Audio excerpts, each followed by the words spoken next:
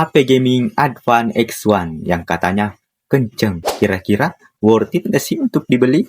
Yuk kita bahas plus minusnya. Yang pertama, layarnya udah berukuran 6,78 inci dengan resolusi Full HD Plus dan refresh rate 120 Hz. Jadi kalau buat scrolling itu udah aman lah, udah mulus istilahnya.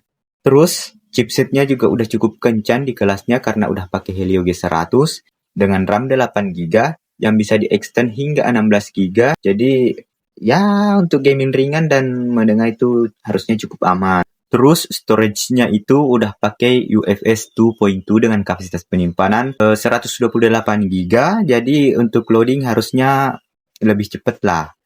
Dan kamera belakangnya udah 64 megapiksel dengan sensor Sony IMX782 yang bikin hasil jepretannya itu katanya cukup terbaik lah di kelas harganya. Fitur kayak NFC dan giroskop hardware itu juga udah ada di HP ini. Dan kapasitas baterainya udah 5000 mAh. Cuma minusnya dia itu masih pakai charger 18 watt.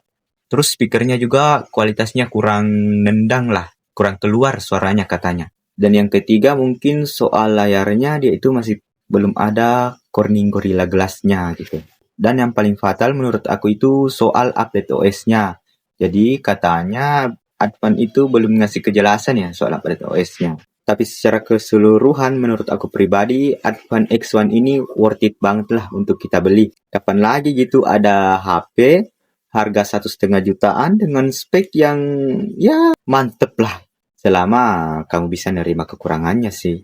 Dan ya semoga video ini bisa cukup membantu. Buat kalian yang udah pakai tuh komen pendapat kalian gimana soal Advan X1 ini.